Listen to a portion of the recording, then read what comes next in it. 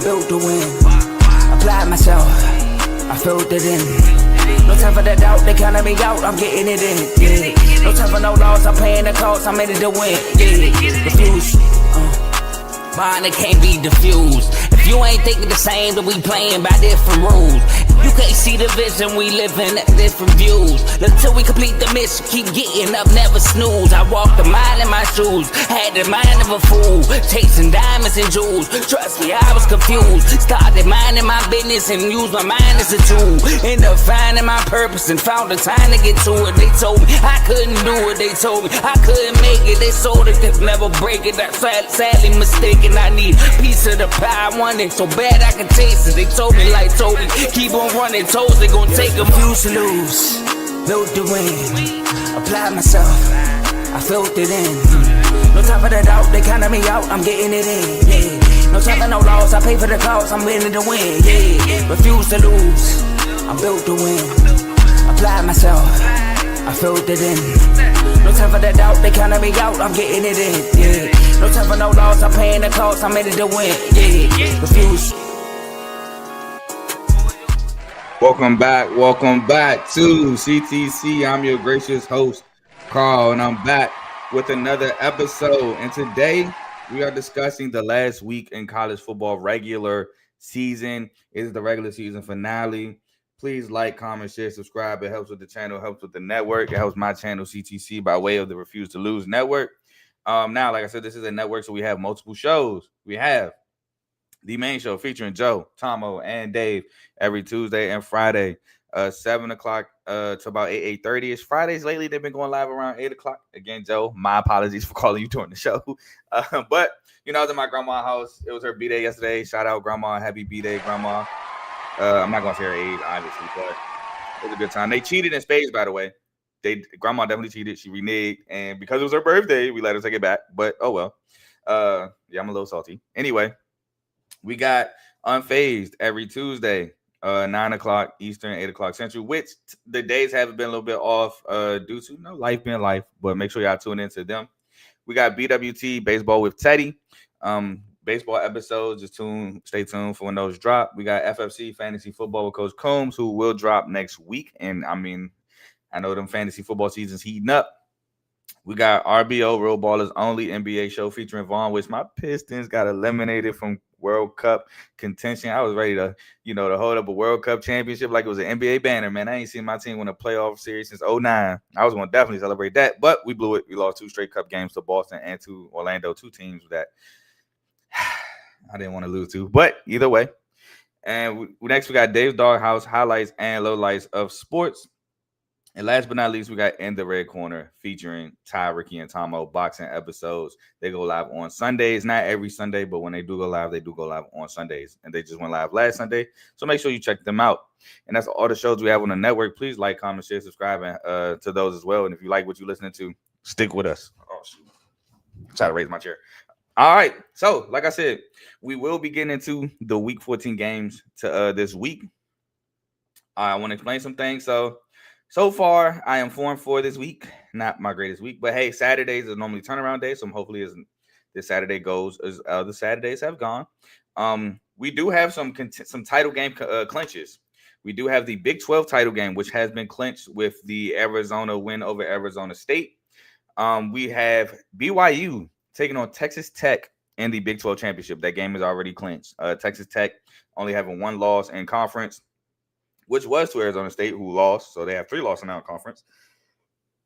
And with that, BYU has 1 loss in conference, which was to Texas Tech. While Utah, which was the only other team in contention, has 2 losses. They lost to BYU and Texas Tech. So they are eliminated. So the Big 12 championship is, again, Texas Tech and BYU. Another clinch, we have New Mexico, who should be in the Mountain West. I'm pretty sure New Mexico's in the Mountain West Conference Championship game. Shout out to them beating San Diego State yesterday on one of my 4 losses this week. But they have clinched. Western Michigan, like I said, on Tuesday, clinched a spot in the MAC Championship. So shout out to them for that. Texas A&M has been eliminated from SEC Championship from the SEC Championship game with that loss to Texas. Arch Manning looks really good. Texas A&M 11-0, but lost the one that counted, which is crazy. They've been Western Michigan is the only team I saw where they put the little note if they win in their conference championship game that actually won. They did it for Georgia Tech. They lost to Pitt. They did it for Texas A&M. They lost to Texas. So I don't know. If I'm playing, I don't want the people to my people to be like, hey, they had the little ticker saying if y'all win, y'all in y'all conference championship. I'd be sick. So just a little funny. Just a little funny thing there. With the Big Ten, Indiana punches their ticket to the Big Ten championship after going 12-0, beating Purdue last night, beating the crap out of Purdue. Wasn't even close. They're waiting to see who they play today. A big part of that will be the first game I'll talk about in a second. The ACC has a ton of implications. Nobody has punched a ticket yet, so a lot to look out for today in the ACC.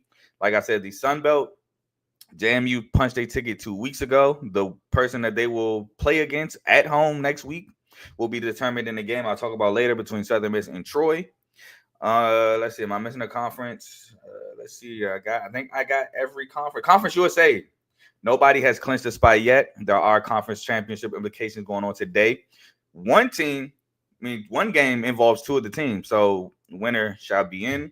Loser may need some help. So that is that on conference championship scenarios, because I believe I got every conference now. Oh, American. I said American. I think I said it that nobody's punched yet. Oh, I'm lying. North Texas has punched their ticket to the American Athletic Conference Championship. And shout out North Texas, man. Came out of nowhere this season. Well, I don't want to say came out of nowhere because they've always had offense. I want to say making the conference championship to me came out of nowhere. Not them being a good team, but I didn't have them making the conference championship. So shout out to them. Tulane, if they win today, they are in, and they were my American Conference champion in the preseason. So I want them to win today. So that's the American there. Now I'm pretty sure I got all the conference championships out the way. And we're going to, after this comment, we're going to move forward to the first game, Week 14 finale. It's going to be a good one for sure. And let's start off with a good one. We're going to start off with the game of all games. Ohio State, at Michigan. Michigan is at home this year. This game, man, I'm not going to lie. Michigan has owned Ohio State. So the last 4 years, Michigan has beaten Ohio State. And some would say one of the more recent times where Ohio State won, Michigan got cheated. I, for one, will say that being realistic, that wasn't a first down. If you know the game I'm talking about, that was not a first down by Ohio State. But anyway, it's neither here nor there. We're talking about the game today. And Ohio State, surprisingly to me, comes into this game as 10.5-point road favorites against Michigan in Ann Arbor in a game where they lost 4 straight. Now, for Ohio State, first of all, I'm like to say that Jeremiah Smith and Carnell Tate is back. I don't think last week was any concern for this week. I think they were getting sat against Rutgers, who has one Big Ten win all year, which was Maryland. So I think they're back. Ohio State got to stop the run. Michigan leans on defense and running the football. And Justice Haynes is questionable to be back. I think he's actually probable, but I think he's going to play. It's the rivalry game. He's going to play. But you got to stop the run, no matter who it is, because they've been running the ball no matter who it's been. Get Jeremiah Smith the ball. Obviously. You want to establish the run of your own. You want to force third and longs because Michigan's not a team that built to consistently get third and longs, especially against an Ohio State defense. And you want to force some turnovers. Northwestern did a great job of forcing turnovers, which had them up at a point of time. Had them looking like they were about to win, to be honest. So that'd be huge. Now, if you're Michigan, like I said, Justice Haynes may be back. Establish the run. That's what you're built to do. You're built to establish the run. Next, you want to you want to get Andrew Marsh the ball, the wide receiver on the outside. You want to get him the ball. He's been your best receiver. So let's get that done. Stay ahead of the chains because, again, I don't think you're a team built to consistently get third and longs. Make this a low-scoring game because I, again, think you're building on defense and running the ball. So if Ohio State is running up a score, that does not bode well for you. And pressure Julian Sayin. I think this is going to be a huge test for Julian Sayin. His first huge test against Texas week 1, he looked iffy. And I think this is another test to see how good Julian Sayin really is. I didn't even write down the winner because I was so stuck on this game. Now, my winner, like I said, I've been stuck. I haven't even wrote one down. Because part of me is saying Last year was supposed to be the year Ohio State beat Michigan at home. You had a national championship team. Michigan team last year was not good. They could not throw the ball, and they still beat you at your house. This year, I don't even think that Ohio State's a national championship team.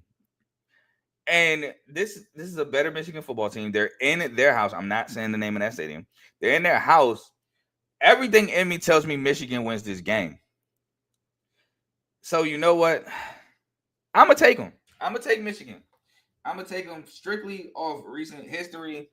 I'm gonna take them off the fact they won 4 times straight. Now, last year I said it's no way Ohio State lets it be 4 times straight, as they allowed it to be 4 times straight. So I can't say like no, they definitely not gonna let it be 5 times straight. I can't. So I gotta take Michigan. I'm gonna take Michigan to win this game. It hurts, but on my show I am unbiased. I think they make it a 5th time straight in the big house. I'm not as high as Ohio State this year as I was last year. I gotta go with history here. I gotta go, and let me say I gotta go with recent history. I gotta go with recent history here. I'm taking Michigan to beat Ohio State and still be in contention for a Big Ten championship game. I am. I have to, and I'll be gladly wrong. I will be wrong, and I'd be happy with being wrong if Ohio State win. But I gotta go with recent history here. Next, we got the Miami Hurricanes at Pittsburgh Panthers today at 12 o'clock. Miami is 12th in the country. Pitt is 22nd. And by the way, my fault if I didn't say this. Ohio State is 1st in the country. Michigan is 15th. But anyway, Miami is coming into this when they need this game. They need this game, and they need a whole lot of help to make the ACC championship game. Pitt needs this game, and they may need some help to make it. I think they need help as well, being those Virginia only has 1 loss in conference. SMU has 1 loss in conference. But I know Miami need a ton of help. They lost the tiebreaker with SMU, so they need a loss there and other things to help. They need Virginia to lose or some. They just need a lot of help, pretty much. So Miami, they got to stop the run. Desmond Reed is looking to be back. I think he said they said he was probable today for Pitt. I think he's playing with a chance at the ACC championship on the line. I think he is playing, but if he's not, Ja'Carrion Taylor is good enough to suffice. As you can see, he had 200 yards against Georgia Tech last week. But you got to stop the run, no matter who it is. You got to get Malachi Tony the ball. He is your playmaker. What they say on Friday Night Lights? Oh, and he can pass. He threw a pass. Played quarterback in high school. Explosive with the football in his hands. Got to get him the ball. Run Mark Fletcher. Enough said, man. You got to win them battles in the trenches with running the football. Contain Mason Heichel legs. Do not let him beat you with his legs. Keep him in that pocket, pressure him, get him on the ground. And you got to force some turnovers. If you're Miami. Now, if you're Pitt, like I said, Desmond Reed may be back. And if he is back, you got to get him the football any way possible. Passing game, running the ball. He's just electric with that ball in his hands, and he's tough to bring down. Get Kenny Johnson the football the outside. Pressure Carson back. Maybe pressuring him. Turns the ball over, time or two. Protect the football if you're Pitt. And limit explosive plays because Miami can get you with explosive plays, whether it's JoJo Trader, Malachi Tony, Keelan Marion, CJ Daniels. No matter what it is, Miami can get you with them explosive plays. But my winner, man, I'm going with Miami. And Pitt fans might be tired of me saying this. I just don't believe in Pitt. I don't. And then I can't remember what was the coaching decision that Pat Narduzzi made against Georgia Tech. I want to say it was a fake punt at midfield that he ran and they didn't get, where I was just like, punt the ball. I love Narduzzi, man, former DC of Michigan State when we were lit, but it looked like today's gonna be a battle of questionable coaching decisions between him and Mario. But ultimately, I think Miami gets the job done here. Pitt, they are at home. They do have the home crowd advantage and stuff like that. But I'm just not a believer in Pitt. I think Miami can get them offensively. I think they can get a lot of explosive plays. Georgia Tech's issue last week was the defense came out slow. Then when the defense actually bowed down, you got Haynes King throwing pick sixes. And then the one time they needed to stop, they didn't get it. But hey, they stopped them a while. I think Miami defense does a good job against the Pitt offense. And I think Miami gets the job done. So I'm going to roll with Miami. They might even get a turnover or two. I'm rolling with the U. Next, we got some action. We got MAC championship implications on the line here. We got Toledo coming in as 11.5-point favorites at Central Michigan. This game is 12 o'clock on ESPN Plus. Now Toledo needs this win to have a chance at a MAC championship, which Toledo was my MAC champion in the preseason. So they need this win to have a chance. If they lose, they're out. If they win, I got it right here. If they win, I believe they need Miami of Ohio to lose. Ohio won yesterday against Buffalo. They were able to hang on to win that game, as they shouldn't even needed to hang on to win. I don't know how it got that close. I turned from it when Ohio was up big because you had Kansas and Utah at the time being on. So I focused my attentions there, which Utah got a big pick six to win that game, all for nothing in terms of conference play. But Toledo needs a win, yes, and the Miami of Ohio lost today. If that happens, they'll be tied with Ohio, and it comes down to some analytics things because they did not play each other in the regular season. So for Toledo, you obviously got to establish Chip Trainium, former Power 5 running back from schools of Kentucky and Ohio State.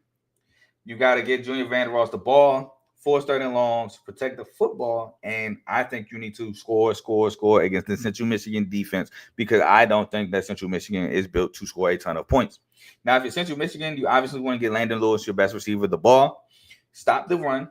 Establish your run because I think running the ball and controlling the clock would be huge in this game against Toledo. Force turnovers. You want to make this a low-scoring affair. You want to find a way to hang around late game at home and make the play to win the game late in the ball game. But I think Toledo does win here.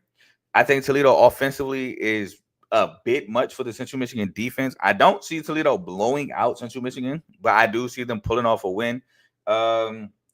Maybe 2 scores against Central Michigan because I do respect the Central Michigan defense. It's the Central Michigan offense I'm worried about against I don't want to say against this great Toledo defense because it's not, but I'm just worried about the Central Michigan offense consistently getting scores. So I'm going to roll with Toledo in this one. They win and still have a fighting chance to make the MAC Conference Championship, as we have a comment. Shout out to you, bro. Appreciate you joining the live for the first time. Hopefully you're enjoying the content. Was that Country Boy Barnes? Definitely appreciate you. Please like, comment, subscribe if you like the content, and hopefully I can keep you around. Next, we have Western Kentucky at Jacksonville State, which this is one of my favorite games today. Y'all know I've been Jack State last season. The first season they was in the FBS. Then Rich Rod leaves to go to West Virginia. Charles Kelly steps in. And, I still like Jack State. But I picked Western Kentucky to win the Conference USA in the preseason. I thought this was the year of parity, and I thought this was the year that Western Kentucky can finally get themselves a conference championship, which has eluded them for quite some time. And they need this game really big. I think if they lose, they're done. I think if they win, they're automatically in. I got the scenario right here. But I think that's how it goes. I know Jack State has the possibility of being alive with the win if Kennesaw State loses today, which Kennesaw State plays Liberty on the road. So Western Kentucky and Kennesaw State happens if Western Kentucky wins and Kennesaw State wins, because Jacksonville State will be out with 2 losses. Kennesaw State can happen if Jacksonville State wins and Kennesaw State wins. That's Jack State and Kennesaw State. Oh no, if Jacksonville State wins, period, I think if Jacksonville State wins, period, it's Jacksonville State and Kennesaw State. So if they lose, they're done. And it could be Western Kentucky, Jacksonville State again, like last year, if Western Kentucky wins and Kennesaw State loses. So those are the 3 scenarios for the Conference USA Championship. Let's get into the game. First point we have is Western Kentucky got to stop the run. That's probably their Achilles heel on defense. And I'm not even going to say probably. That's their Achilles heel on defense. Stopping the run. And that's what Jack State likes to do a ton. They love to run the football with Cam Cook and Caden Creel. Contain Caden Creel legs. Obviously, the second point. Get Matthew Henry the ball, who is a receiver I love. I don't think Matthew Henry's a senior. And if he's not, I don't think he plays at Western Kentucky next year. I think somebody pays him to be a Power 4 receiver next year. Or Power 5, because Pac-12 comes back next year. Get off the field on 3rd downs, which is also a struggle for this Western Kentucky defense, and get Jack State offense behind the chains, which is always big for a run, high-tempo run first offense. Now, Jack State, obviously, you got to run your quarterback, Caden Creel. Stay ahead of schedule. Force turnovers. I think that is huge because Western Kentucky loves to sling the ball around the yard. You got to force some turnovers there. Pressure Maverick McAvoy, who's really accurate. He can use his legs. He doesn't want to, it seems, but he can use them. And run Cam Cook. But my winner in this one, I'm going Jack State. I'm going against my preseason prediction. I am going with Jacksonville State because, one, they run the football so effectively, and Western Kentucky has a tough time getting off the field on third downs. And two, I do feel like this Jack State defense can put pressure on Maverick McAvoy and force a couple turnovers. And Jack State's at home. Implications of a Conference USA being back-to-back Conference USA champions, I should say, on the line. I do think Jack State wins this ball game, and they will play Kennesaw State in the national, not in the national, oh my God, in the Conference USA championship game, which Jack State did win that game when they've met up in the regular season. So give me Jack State to win that game. Shout out my boy Joe in the comments. Shout out to CTC and shout out to Texas getting that much needed dub. Absolutely. And I talked to Joe, offline. I told him, I think that if y'all win, which he's a Texas fan, against Texas A&M, I think that puts them in the playoffs. With SEC bias, I think that win might have put them in the playoffs. Now, obviously, we got to wait and see till next week and then at the conference championship week. But I think with SEC bias and them being the only SEC team to beat Texas A&M, that puts them in the playoffs. Shout out to KQS. He says, okay, yes, sir. Appreciate you tuning in to the live, my guy. But we'll move on to the next game, which is Oregon at 6th ranked Oregon at Washington. Oregon comes into this one at 6.5-point road favorites against Washington, which they have not had success of recent memory against Washington. But new head coach, there's no longer Kalen DeBoer there, different team, different QB. So a little different scenario there. Oregon contain Damon Williams' legs. You gotta do. He's so explosive. You have to contain him. Establish Noah Whittington, who is a hard-nosed runner. I'll say that. Get Malik Benson and possibly DeCorian Moore. I seen he was questionable today, so possibly DeCorian Moore makes his return today. You want to get them the ball. Force turnovers and force third and longs. I know that Washington has a guy in Denzel Boston who is very explosive, tough to stop, who can pick up third and longs. But I would love my chances against Washington consistently forcing third and longs, taking the run game out of the situation. So I would definitely love my situation there from Oregon. Now from Washington, you want to pressure Dante Moore, who he did a great job last week. I got to give Dante Moore his flowers, man. He's having a great season at Oregon. Get Denzel Boston the ball. Establish Jonah Coleman, who's looking like one of the best backs. Now we all know who the best back in the country is this year. It's Jeremiah Love, but he's looking like one of the best backs. Run Damon Williams and win the turnover battle. That'd be huge. If Washington can win the turnover battle and get extra possessions and convert on said extra possessions, that'd be huge. But ultimately, I'm going Oregon, man. This Oregon offense is looking tough to stop. The defense, they get timely stops, timely turnovers. But that Oregon offense, man, they are putting up a ton of points. They put up a ton of points last week against USC. They're looking tough to stop. And I think Washington's going to have a tough time stopping that Oregon offense. And Washington of late hasn't looked great. I mean, you look bad against Wisconsin, although those were like weather conditions and stuff like that. You still didn't look bad. I mean, still look bad against that Wisconsin team. They haven't looked the best. And I'm going to just roll with Oregon, who, everybody says they haven't played anybody, which is true. This is true. But you got to give them credit for their USC win. So I'm going to take Oregon in this one. Next, this game right here. This is the game I was waiting on. Vanderbilt, 14th ranked Vanderbilt at 19th ranked Tennessee. This game is 3:30 on ESPN. Tennessee is actually 2.5-point home favorites. Vanderbilt, they're looking for their first 10-win season since I can remember. It's been a long time since they had 10 wins. While Tennessee, in my opinion, they're looking for a good win. Tennessee, to me, has no good wins. So this will be a great win in a rivalry game, battle of Tennessee. Vanderbilt, obviously, you want to run Diego Pavia. That's obvious. He's the heart and soul of this offense. Get Eli Stowers the ball. You want to force some turnovers against the Tennessee team because when Tennessee loses, they normally force some turnovers.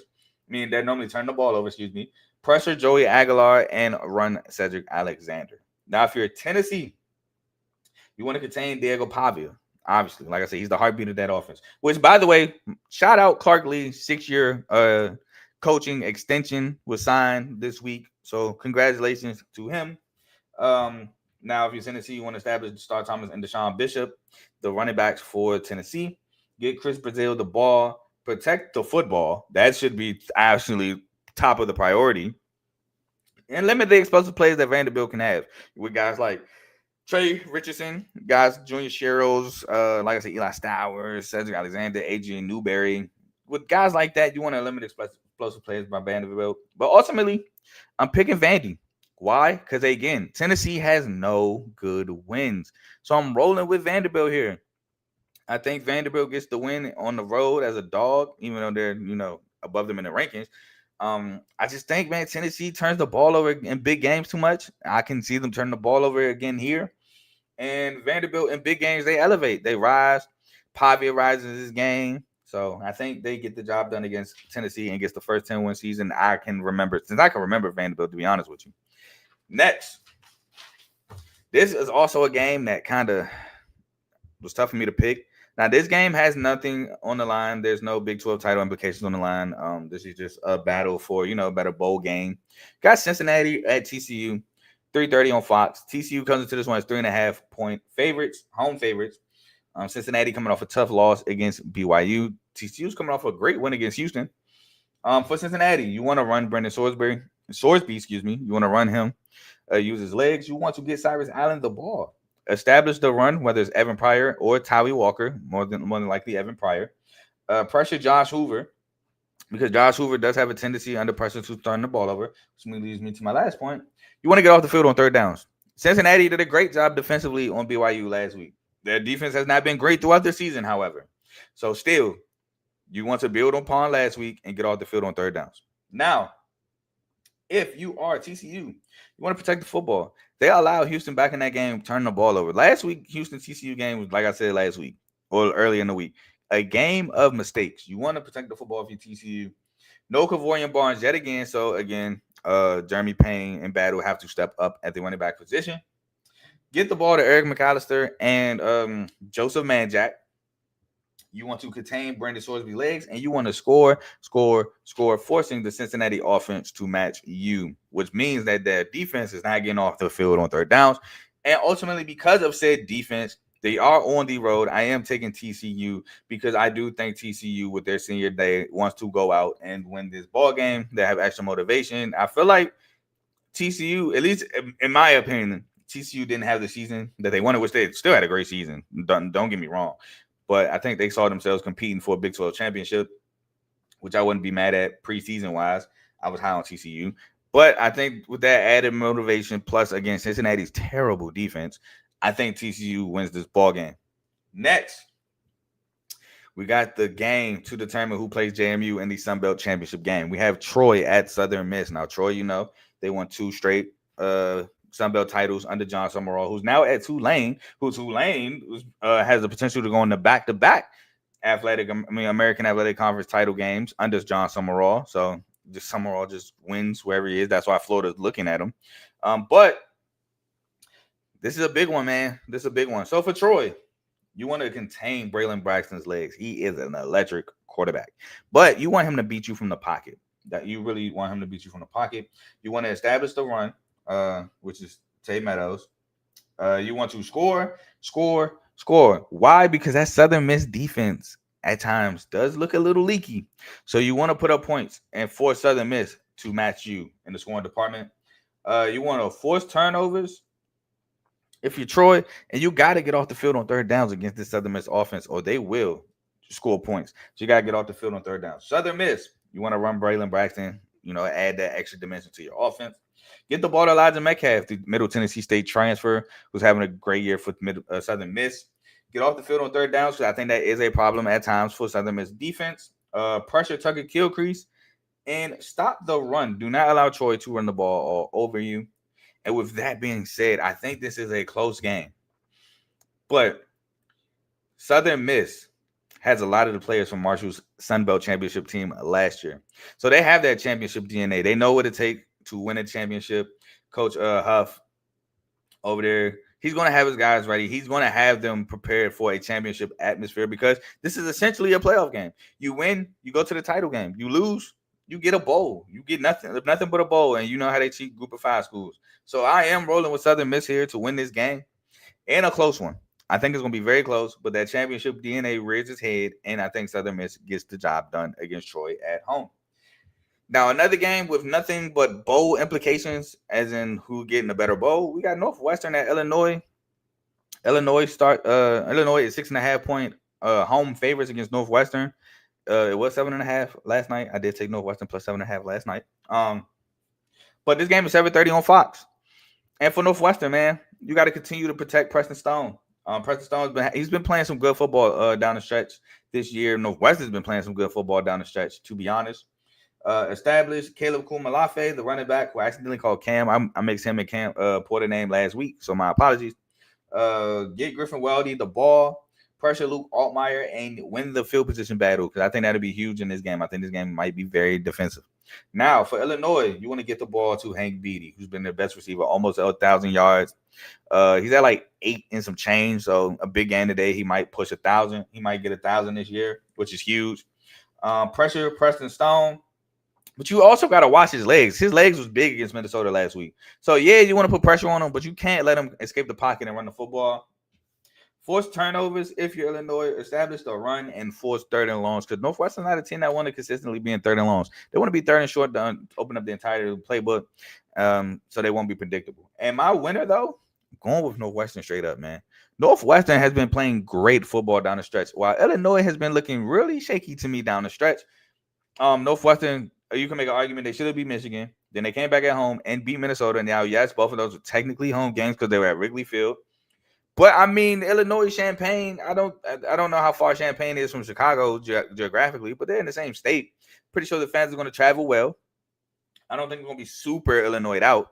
So I think Northwestern can get the job done. Like I said, they've been playing solid. They've been playing great football. Defense has been very good. I think Aiden Hubbard will return today from injury against Minnesota. So give me Northwestern straight up to beat Illinois. And now the last game of the regular season pod for 2025. The 2025 season. We have SMU at Cal. Now, the reason why I'm talking about this game is because this is ACC championship applications. SMU win, they're in. If they lose, stuff can happen where they can be out. Now, SMU comes into this one as 13.5-point road favorites against Cal. This game is 8 o'clock on ESPN2. Now, for SMU, you got to run Kevin Jennings. You got to use his legs. He's dangerous. Establish TJ Harden and Chris Johnson Jr., the running backs for SMU. Give Romello Brunson and Jordan Hudson the ball. Again, let them be Yak Kings. They were Yak Kings against Miami. Pressure Jerome Sagaputele, the quarterback for Cal, who's had a phenomenal freshman year, but he does have times where he tends to struggle. And get off the field on third downs, because that'll be huge for this SMU defense. Now for Cal, you got to protect Jerron Sagaputele, man, the phenomenal freshman. You got to get Tron Grizel and Jacob DeJesus the ball, especially DeJesus in open space, and let him just create plays. Establish Kendrick Raphael, the running back for Cal. You want to contain Kevin Jennings' legs, and you want to force some turnovers, man. Kadu Ulave and the boys on defense. I forgot Mass's first name, but he's a dog at cornerback. You want to force some turnovers if you're Cal. But my winner is SMU. I think that offense is too much. Cal has times in ball games where that offense just sputters. It struggles. Even at home against North Carolina, it sputtered. And North Carolina almost, if it wasn't for a huge play by, I can't remember who it was, who knocked that ball out for a touchback, almost lost to North Carolina at home. They got beat by Virginia Tech. Why? Because they couldn't stop the quarterback run. They were literally running the same design QB run to Kyron Jones. And I think with Kevin Jennings, he's not the tough runner up the middle like Kyron Jones is. He's not as built, but he's the more explosive one of the two. So I think they have trouble stopping the quarterback run. And I'm ultimately going SMU to win this game and punch their ticket to another ACC championship game, which I did have them in the ACC championship game preseason. I just had them losing to Clemson. But anyway, that is the end of the episode for the Week 14 finale. I am about to go watch this Michigan-Ohio State game. It should be a big one. Should be a good one. I can't wait. Y'all enjoy y'all college football Saturday. I may be back tomorrow to, wrap up this week in college football, the regular season edition. Talk and talk. Nah, we're not gonna talk about the championship games because we got Joe and Ace coming on for those. Which, by the way, if you're listening, it looks like the episode will be on a Thursday because the first set of championship games start on Friday. So it looks like it'll be on a Thursday. So I'll talk to Ace, see if Thursday still works for him. And yeah, so y'all enjoy y'all college football Saturday. I'm gone. Peace.